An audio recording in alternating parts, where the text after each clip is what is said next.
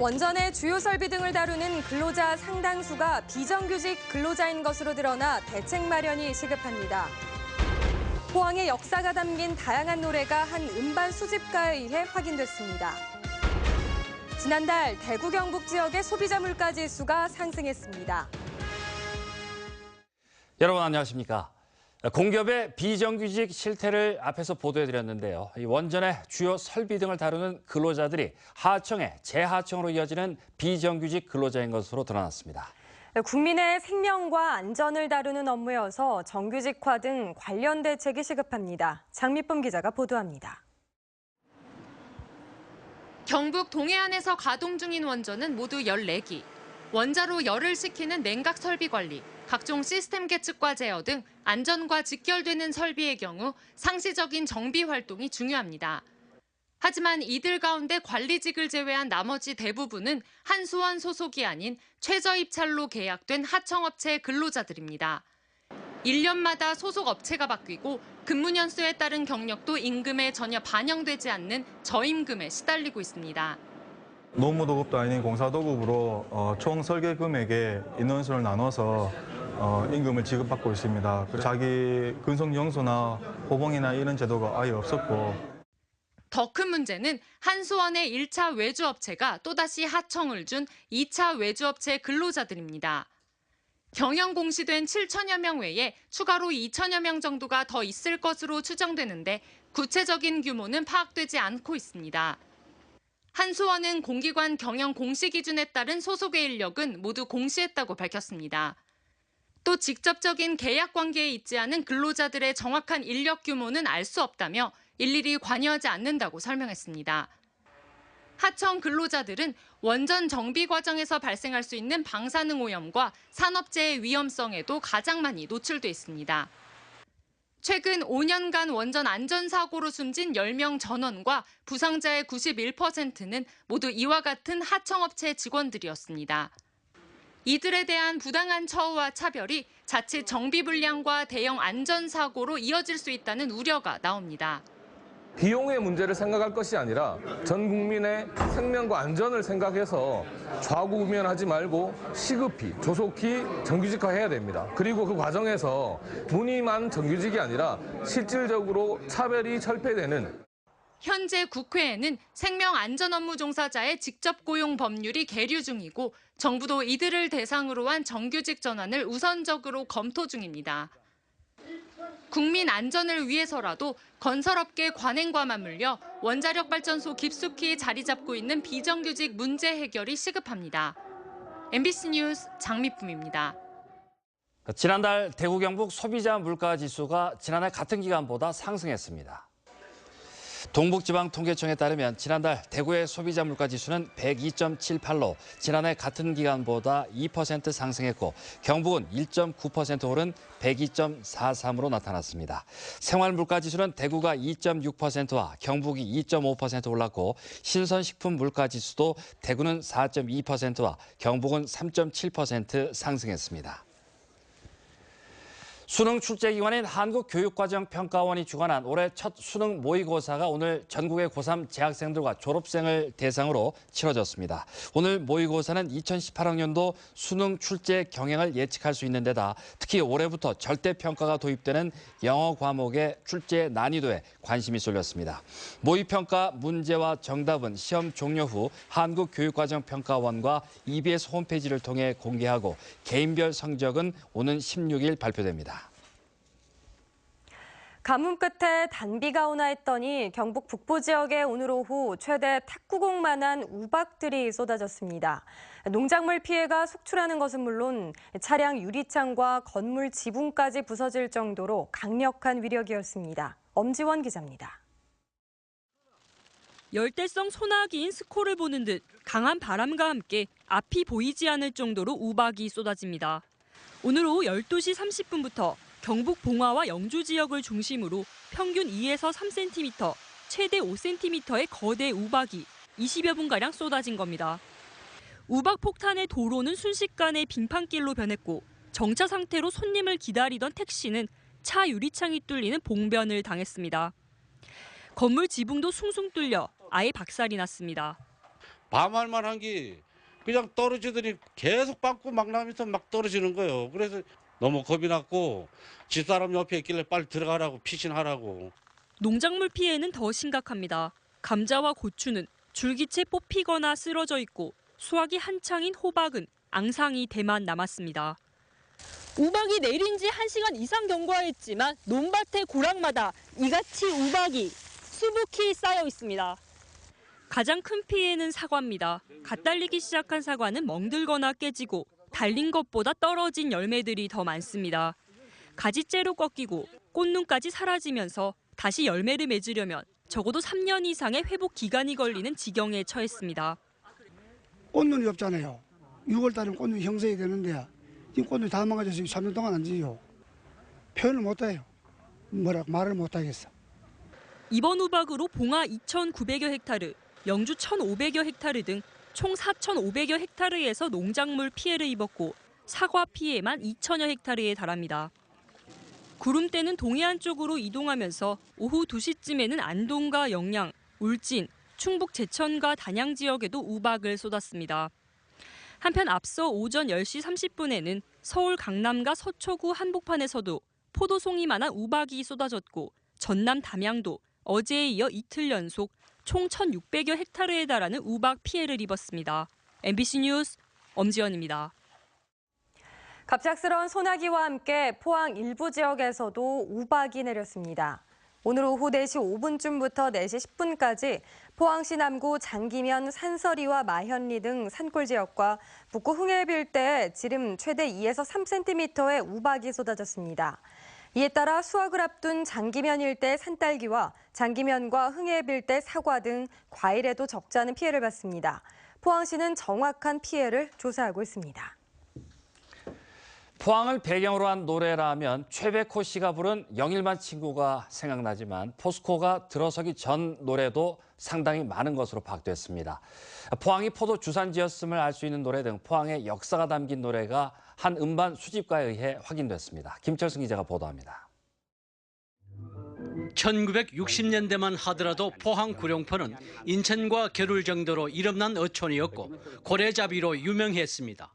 1960년대 중반에 나온 음반, 이미자의 노래에도 이런 내용이 담겨 있습니다. 고래잡이 가신 님은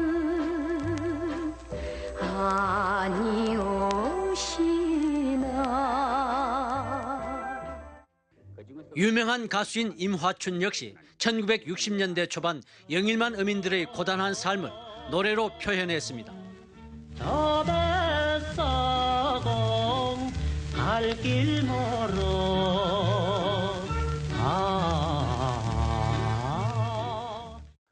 울고 넘는 박달재, 유정철이를 작사한 반야월은 은방울 자매의 노래를 통해 포항이 포도의 주산지였음을 확인하고 있습니다.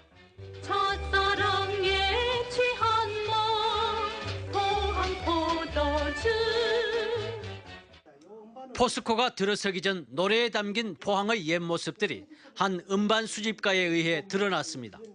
한두 장을 사모다 보니까 그걸 간혹 가다 포항 노래가 처음에 한두 곡이 보이길래 뭐 그거는 또 대수롭지 않은데 나중에 자꾸 수집을 자꾸 한두 장을 더 모으다 보니까 포항 노래가 상당히 그래 많았습니다.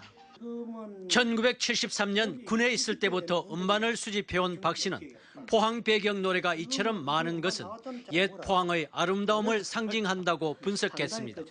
포항이 그때 당시에는 상당히 그 유서 깊은 도시일 뿐더러 상당히 그 뭔가 모르게 아름다운 도시가 되다 보니까 그 기라성 같은 분들 오셔가지고.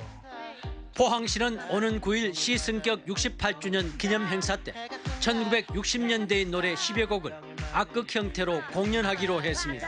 MBC 뉴스 김철승입니다. 동북지방통계청이 발표한 4월 대구 경북 산업활동 동향에 따르면 대구와 경북의 광공업 생산은 지난해 같은 기간과 비교해 대구는 1.6%, 경북은 2.1%가 줄었습니다. 대구의 업종별 생산은 기계장비가 13.4%가 줄어 가장 감소세가 컸고 경북에서 가장 감소폭이 큰 것은 식료품으로 15.3%가 줄었습니다. 포항시 장량동 주민의 안전을 책임질 양덕파출소가 오늘 문을 열었습니다. 양덕동과 장성동이 합쳐진 장량동은 포항 지역의 대표적인 신도시로서 최근 수년간 대단위 아파트 단지가 들어서며 지난해 12월 기준 인구가 7만 1천여 명으로 급증했습니다. 그러나 지역 치안을 담당할 파출소가 없어 3km나 떨어진 환여지구대에서 담당했습니다. 양덕파출소는 오늘부터 4명씩 3팀이 24시간 교대 근무를 시작하며 본격적인 치안 업무에 들어갑니다. 한국수력원자력 월성원전본부는 월성 4호기에서 대규모 지진 발생에 대비한 대응 훈련을 실시했다고 밝혔습니다. 대규모 지진으로 발전소 전원 공급이 차단되고 원자로 냉각수가 대량으로 누설된 상황을 가정해 진행된 이번 훈련에서는 군부대 지원 중장비와 헬기 파견 등 군 지원 기관과의 협조 체계 점검이 중점적으로 이뤄졌습니다. 포항시는 오늘 모범 납세 기업으로 선정된 현대제철을 방문해 표창패를 전달하고 현판 수여식을 가졌습니다. 현대제철은 지난 2015년 2,800억 원의 규모의 대규모 설비 투자로 지역 중소기업을 지원하고 직접 고용을 늘려 지역 발전에 기여했습니다. 모범 납세 기업에 선정되면 3년간 지방세 세무조사 유예와 운전자금 지원 심사 시 우선 혜택을 받게 됩니다. 포항 남부경찰서는 상습적으로 농가 비닐하우스에 침입해 생필품을 훔친 혐의로 69살 유모 씨를 검거했습니다.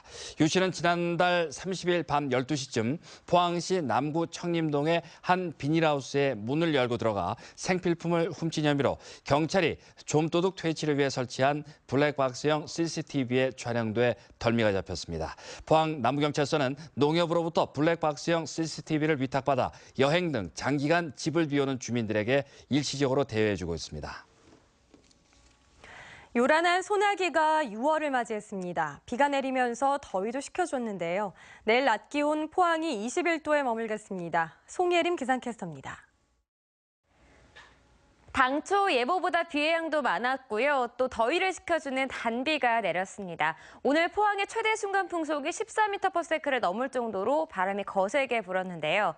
밤까지는 계속해서 돌풍과 함께 천둥, 번개 주의하셔야겠고 내륙을 중심으로는 우박이 떨어지는 곳도 있어 각별히 조심하셔야겠습니다. 소나기는 국지적으로 짧은 시간 동안에 많은 양의 비가 내리기 때문에 빗길 안전사고에도 유의하셔야겠습니다. 더위를 식혀주는 단비 때문에 내일 아침 최저기온 15도로 출발하겠고요. 낮 최고 기온 울진이 19도에 머무는 등 다소 쌀쌀하게 느껴지실 수도 있겠습니다. 포항의 낮 최고 기온도 21도를 보이겠고요. 경주도 25도에 머물겠습니다. 현재는 경북동의 한 지역에 비구름이 가득 차 있지만 내일부터는 맑은 하늘이 드러나겠습니다. 자세한 지역별 날씨 알아보겠습니다. 내일은 맑거나 구름만 조금 낀 가운데 아침 기온은 15도 안팎, 낮 기온은 경주가 25도, 그 밖의 지역 20도 안팎에 머물겠습니다. 울릉도와 독도 지역은 구름만 조금 끼겠는데요. 아침에 울릉도가 13도, 독도 14도, 한낮에는 울릉도 18도, 독도 17도를 보이겠습니다. 동해상에는 안개가 낀 가운데 오후부터 점차 바다의 물결이 최고 3m로 높아지겠습니다. 내일 오후부터는 해안가에서도 높은 파도 주의하시기 바랍니다. 토요일에는 일시적으로 기온이 조금 오르겠고요. 일요일부터 점점 내려가면서 화요일까지는 계속해서 선선한 날이 예상됩니다. 날씨였습니다. 전국 최초로 무명 의병용사 충혼탑 제막식과 제7회 의병의 날 기념식이 청송군 부동면 항일의병기념공원에서 열렸습니다.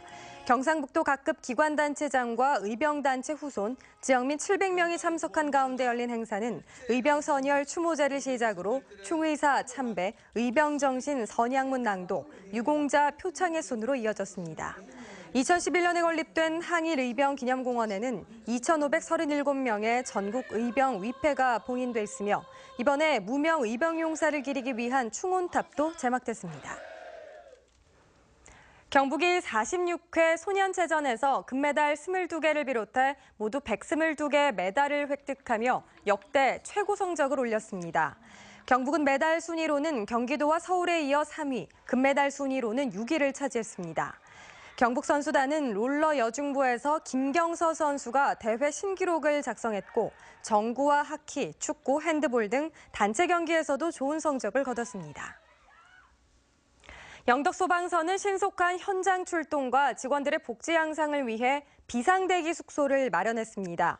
영덕소방서는 대다수 직원들이 포항이나 안동 등에서 원거리 출퇴근을 해 신속한 현장 출동에 애를 먹어왔습니다. 영덕 화계리에 마련된 대기 숙소는 11세대로 20여 명이 생활할 수 있습니다. 포항 스틸러스가 국내 프로스포츠 구단 사상 처음으로 울릉도를 방문해 사회 공헌 활동을 펼쳤습니다.